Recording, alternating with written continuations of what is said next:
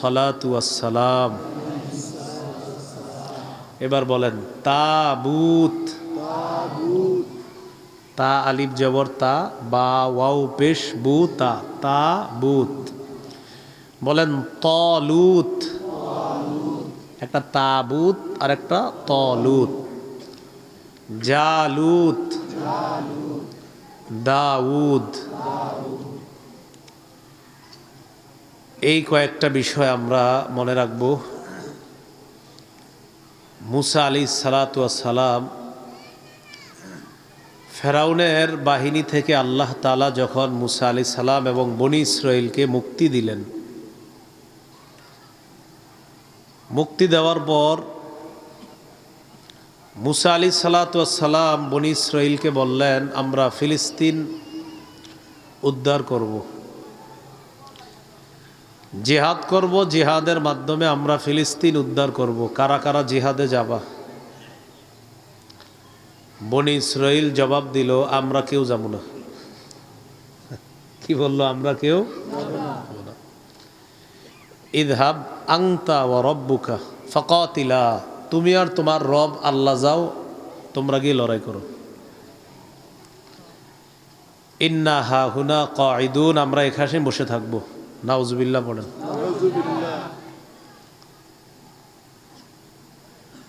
মুসা আলাইহিস সালাতু ওয়াস সালাম জাতিকে এই কথা বলার পর জাতি যখন জিহাদ করতে অস্বীকার করলো, আল্লাহ তাআলা তাদেরকে একটা জায়গায় আটকায় দিলেন। এই জায়গাটাকে বলা হয় সিনাই এলাকা। এই এলাকায় তাদেরকে আটকায় দিচ্ছে। এই এলাকা থেকে আর বাইর হতে পারে না, খালি ঘুরতে ঘুরতে এখানেই দেহে। আবার এখানেই মুসা আলাইহিস সালাতু ওয়াস সালামের ইন্তেকাল হয়েছে। মুসা আলাইহিস সালাতু ওয়াস সালামের ইন্তেকালের পর মুসা নবীর খাদেম ইউশাকে আল্লাহ তাআলা নবুয়ত দান করছে। নবুয়ত দান করার পর ইউশা আলাইহিস সালাতু ওয়াস সালাম একদল মানুষকে জিহাদের ব্যাপারে বুঝাইলেন, চলো আমরা জিহাদ করি, আমরা ফিলিস্তিন উদ্ধার করব। এই কথা বলার পর, ভাইজান ওই পাশের আওয়াজটা একটু কমান তো, ওই যে বাহিরে। হ্যাঁ একটু কমায় দেন। আমি আবার এক ঝামেলা, আমার মাইক বেশি আওয়াজ হইলে আমার ঝামেলা। আর সবাই দেখবেন খালি করবো বাড়ান, আমি যখন আমো এর আগে খালি কমাইবেন। ঠিক আছে, আপনি টেনশন করেন না, আমার যত কমাইবেন এত দোয়া করবো, ব্যবসা যাতে আল্লাহ বরকত দেয়। আমার আবার এক ঝামেলা, আপনার বেশি আওয়াজ একটু ঝামেলা মনে হয় আর কি। তো মুসা আলাইহিস সালাতু ওয়াস সালাম ইন্তেকাল করলেন। ইউশা আলাইহিস সালাতু ওয়াস সালাম নবী হলেন। নবী হওয়ার পর একদল মানুষকে বুঝাইলেন, চলো আমরা জিহাদ করি, ফিলিস্তিন উদ্ধার করি।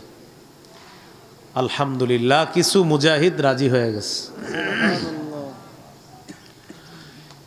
ইউশা আলাইহিস সালাতু ওয়াস সালাম মুজাহিদদেরকে নিয়ে ফিলিস্তিন গেছে। যাওয়ার পর লড়াই করছে, জিহাদ করছে। আল্লাহ তাআলা জিহাদে ইউশা নবীকে বিজয় দান করছে।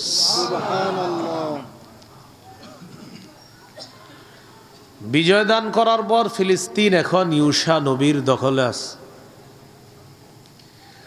ইউশা আলাইহিস সালাতু ওয়াস সালাম আশেপাশের ছোট ছোট এলাকার দায়িত্ব পালন করার জন্য মেম্বার দরকার, চেয়ারম্যান দরকার, মানে আমাদের যুগে। তো ওই যুগে ইউশা আলাইহিস সালাম কি করলেন, প্রত্যেক এলাকায় একজন করে বিচারপতি নিয়োগ দিলেন। বিচারকের কাজ বিচার করা, কিন্তু ওই বিচারকের কাজ হলো তিনি বিচারও করবে, ছোট সালিশ করবে, জাতির সমস্যার সমাধান করবে। তিনি যত রাস্তাঘাট উন্নয়ন সব কাজ, মানে মেম্বার চেয়ারম্যান যারা আছে সবার কাজ বিচারক করবে, মানে বিচারের কাজও করবে আর অন্যান্য সব কাজ করবে। এই জন্য গুরুত্বপূর্ণ কথাগুলো নোট করবেন, মনে রাখবেন। ওই যুগটাকে বলা হয় বিচারকদের যুগ। কি বলা হয়? বিচারক, মানে বিচারকরা দেশ চালায়। ইউশা আলাইহিস সালাতু ওয়াস সালাম ইন্তেকাল করলেন, মারা গেলেন। ইন্তেকাল করার পর বিচারকদের বিচার ব্যবস্থা, তারা দেশ চালাবে, এটা আশেপাশের জনগণ মেনে নিতে পারে না। আশেপাশের থেকে ফিলিস্তিনের উপর প্রায় সময় হামলা চালায়। কেন? বিচারকদের আইন মানি না, বিচারকদের দেশ চালানো মানি না, বিচারক একা সব কাজ করবে এটা আমরা মানি না, এই জন্য খালি বারবার হামলা চালায় ফিলিস্তিনের উপর। এক পর্যায়ে ফিলিস্তিনের আশেপাশের একটা এলাকার নাম হলো পৌত্তলিক সম্প্রদায়। পৌত্তলিক সম্প্রদায়